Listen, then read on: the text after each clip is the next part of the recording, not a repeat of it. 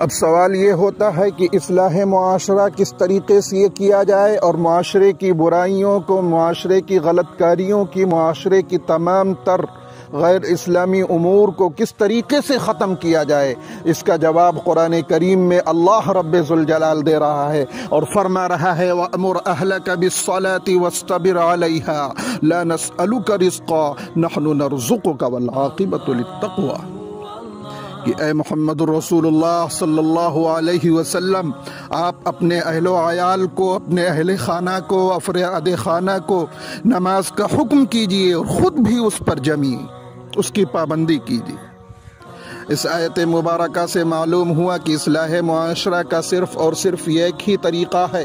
کہ سب سے پہلے اپنے گریبان میں جھانکنا چاہیے، جھانکا جائے، اپنے گناہوں کا محاسبہ کیا جائے، اپنے شب و روز کا محاسبہ کیا جائے، اور پھر اس کے بعد اپنے اہل و عیال کی خبر لی جائے کہ وہ اللہ کے راستے پر گامزن ہیں کہ نہیں ہیں، اللہ کے آخری مذہب اسلام کو اپنانے والے ہیں کہ نہیں ہیں، شریعت محمدیہ کے پابند ہیں کہ نہیں ہیں، اس کا محاسبہ کرنا چاہیے، اور اپنے اہل و عیال کو سب سے پہلے اسلام کا پیغام پہنچانا چاہیے، ان کو دین کی سمجھ اور دین کی باتیں ان تک پہنچانے کی کوشش کرنی چاہیے۔ یہی دو طریقے اور یہی دو باتیں اصلاح معاشرہ کا طریقہ ہے۔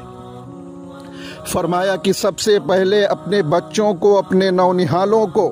دینی تعلیم سے، قرآن و سنت کی تعلیم سے، شریعت محمدیہ کی تعلیم سے ان کو آراستہ و پیراستہ کیا جائے، اور ان کو اس وقت تک دینی تعلیم اور قرآن کریم کی تعلیم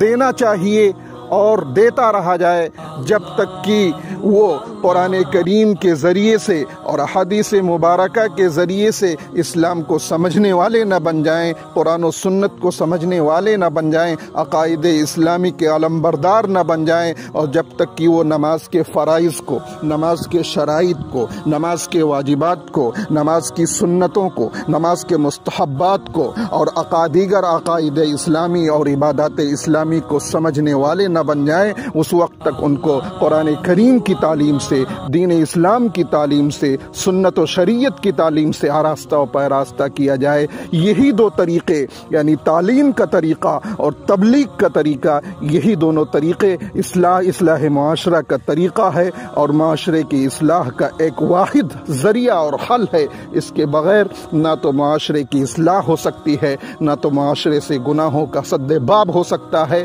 یہی دو طریقے جناب محمد رسول اللہ صلی اللہ علیہ وسلم نے بھی اپنایا تھا، اور آپ کے اصحاب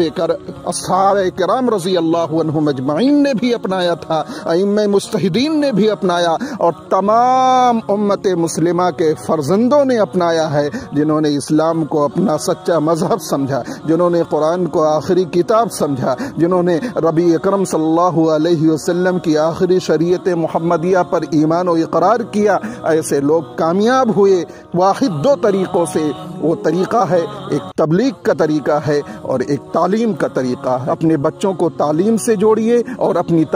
تبلیغ کا آغاز اپنے اہل خانہ سے کیجیے، اپنے بچوں سے کیجیے۔ اللہ تعالی ہم سب کو کہنے اور سننے سے زیادہ عمل کی توفیق عطا فرمائے۔ وآخر دعوانا الحمد للہ رب العالمین۔